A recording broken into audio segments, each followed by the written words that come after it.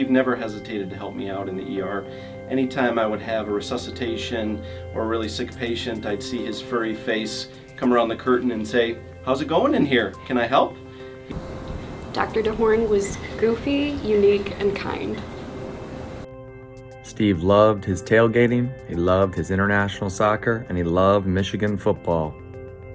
Dr. Dehorn was a hardworking man, family-oriented, and energetic.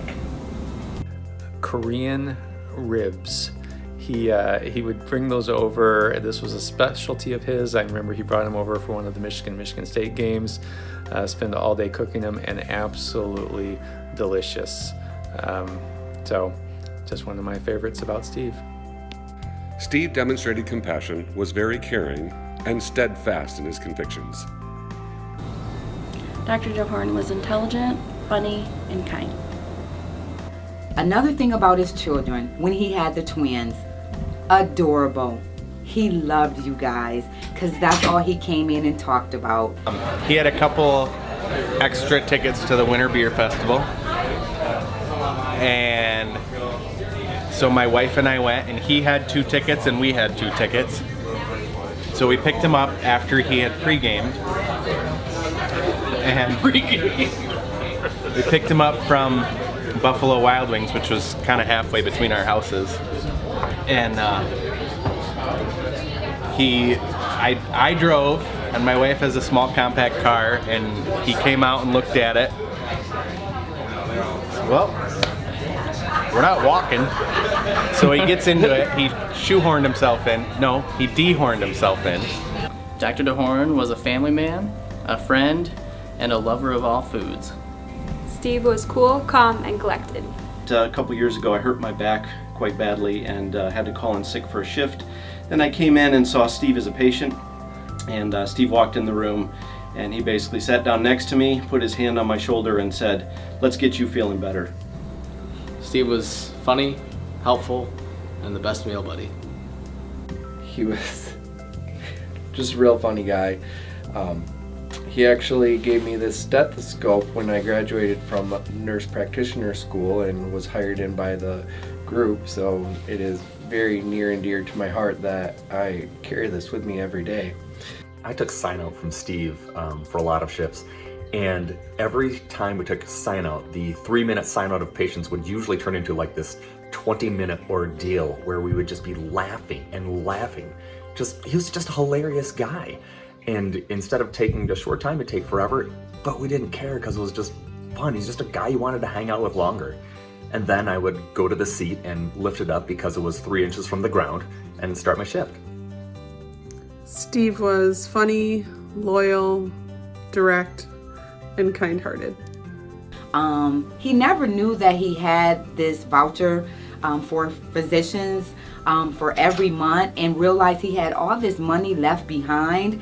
And he was like, okay, we're not gonna get rid of this.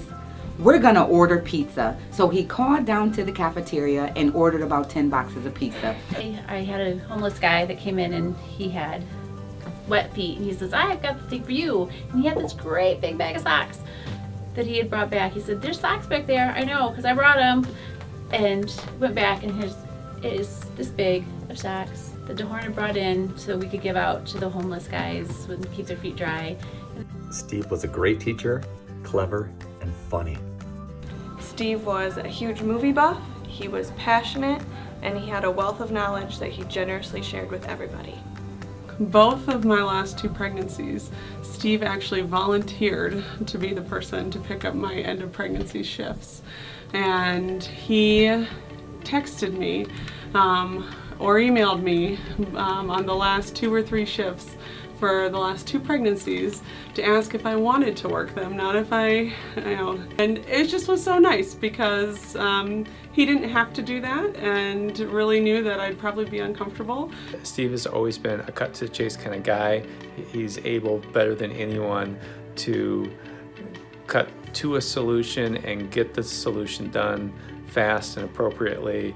And he really added a lot to the department. Steve loved morel mushrooms, and funny enough, Kate told me the other day that she still had some of the mushrooms they had saved. But he would be like, dude, you gotta let me buy some of those. And I said, no, I'm not selling them. He's like, what if I bought you a really nice bottle of bourbon? I said, I would definitely swap you for some bourbon. And so for the last several years, Steve and I have had an exchange, and then we would make a fine swap of morel mushrooms for bourbon. And always had great beer and conversation with him. It was great. Actually, he loved conspiracy theory or conspiracy donuts, which is, he made really, really fancy donuts. And I just thought all the artistry and the design were cool. And so I talk about how exciting all these like different styles of donuts and the colors and the things like that. And I think afterwards, the first time I talked about how excited I was about all this art, like how beautiful these donuts were, he goes, I love that place. They just have good donuts. Like, he didn't care about the art. I loved it. Dr. Dehorn was a kind soul, he was a teacher, and he was very family oriented. So Dehorn, being very proud of being a dad to Ben, he called me over in one of those pods and said, Amantha, come and look at this picture. I'm sorry guys, but guess what? It was a picture of Ben urinating on the tree. And I said, Dehorn, are you serious? He said, that's my boy. Dr. Dehorn was warm, he was funny, and he was an amazing teacher. I always was the one that took over for Steve during a night shift at 3 to 11, and he would always be sitting there with his pink fan blowing in his face, leaning back in his chair, and I would go to sit down, and the chair was always at the bottom where I would basically hit my chin on the counter. And he'd stand up and everything would be way low, and I'd have to stand and then try to sit up and take over, and then he would always be the one to offer to give me a call if you need anything. I'm going to be up for a couple hours. You know, I just want you to know how great of a man he really was, and he left his mark on this department dearly.